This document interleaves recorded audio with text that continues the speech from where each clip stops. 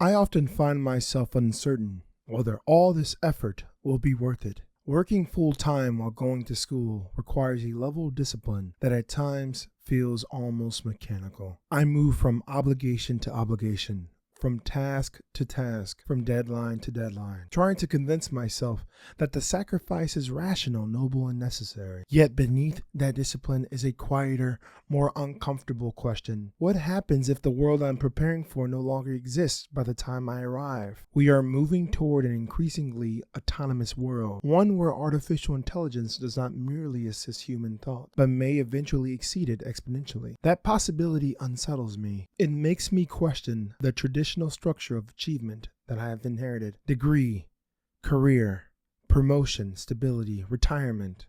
These steps have been presented as a kind of moral blueprint, a path so normalized that questioning it can feel irresponsible. But in moments of raw candor, I have to admit something difficult to myself. Perhaps I've been indoctrinated. The dogma of the rat race is deeply planted in my soul. It is not simply an external pressure, it feels internal, almost innate. I have been conditioned to push myself under the guise of deontological ethics, treating exhaustion as moral evidence that I am doing what is right. What appears to be discipline may actually be obedience, made respectable, disguised as virtue rather than recognized as conditioning. This doubt emerges from the bifurcation of my identity. One version of me is studious and eager to pursue academic success. That version believes in structure, mastery, credentials, and intellectual growth. Another version of me is the capitalist entrepreneur, impatient with convention and hungry to invent something new. That version does not want to survive inside existing systems. It wants to build something with enough force to make permission irrelevant. These two selves argue constantly. One seeks legitimacy through academia.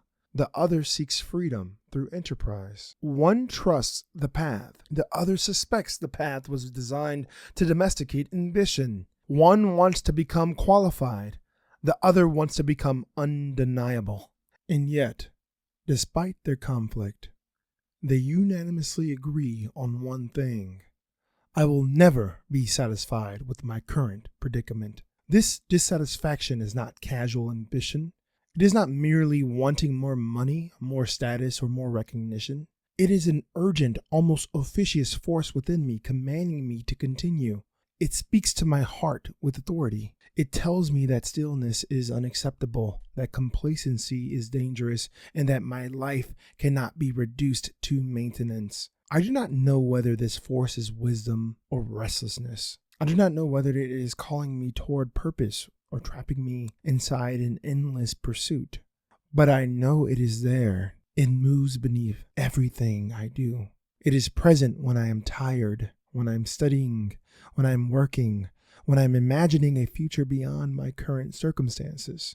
Maybe the question is not whether all of this effort will be worth it. Maybe the question is whether I can transform this effort into something that belongs to me, not just labor performed for institutions, not just credentials collected for approval, not just productivity disguised as virtue, but something original, something deliberate, something that reflects both sides of who I am.